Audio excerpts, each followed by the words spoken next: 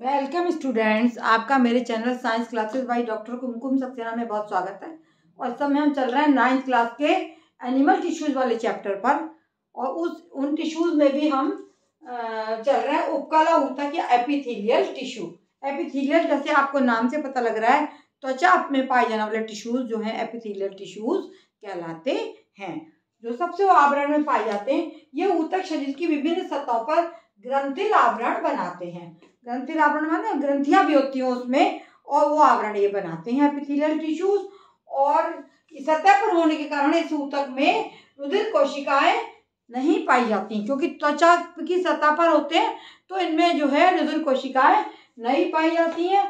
और ये जो है त्वचा में, मुंह में और आहार नली, रक्त वाहिनी नली का स्तर ये बनाते हैं। किस किस चीज का स्तर बनाते हैं? ये हमारी त्वचा में पाए जाते हैं, ये हमारे मुंह में पाए जाते हैं, ये हमारी आहार नली में पाए जाते हैं, और रक्त वाहिनी का स्तर ये बनाते हैं।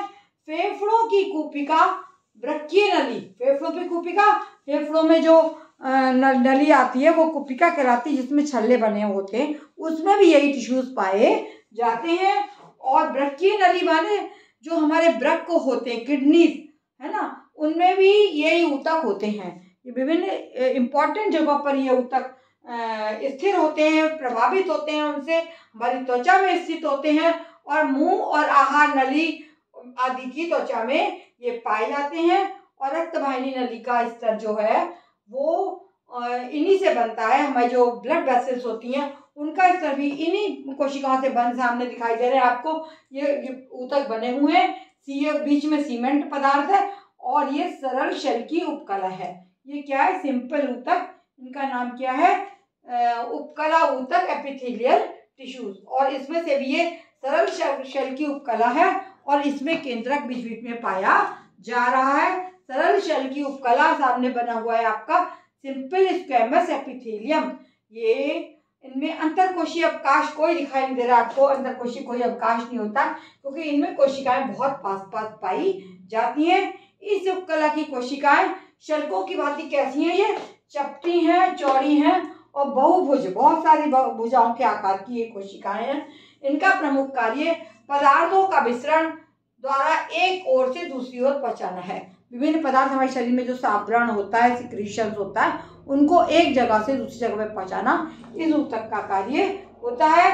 ये देह गुहा के विभिन्न भागों में, जैसे हृदय, रुधिर वाहिनियां, लसिका वाहिनियां और फेफड़ों की वायु कोशिकाओं के चारों ओर पाए जाते हैं।